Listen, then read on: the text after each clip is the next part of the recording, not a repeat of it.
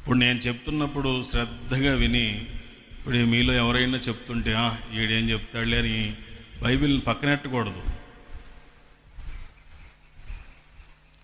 ఏం చెప్పొద్దులే, ఏమి నాకంటే చాలా చిన్నది, ఏం చెప్పొద్దులే. చిన్నది కావచ్చు, కానీ వాక్యం పెద్దది. దేవునికి స్తోత్రం. హల్లెలూయా.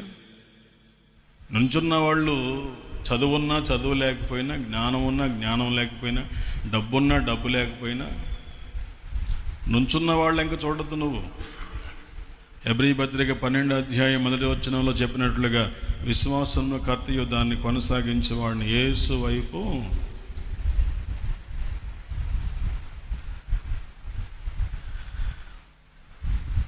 ఆయన అంటున్నాడు. సమూయేలు గ్రంథంలో ఆయన మాట చూడండి, ఆ మాట ఎంత బాగుందో చూడండి. సమూయేలు చెప్పాడు ఎవరికి?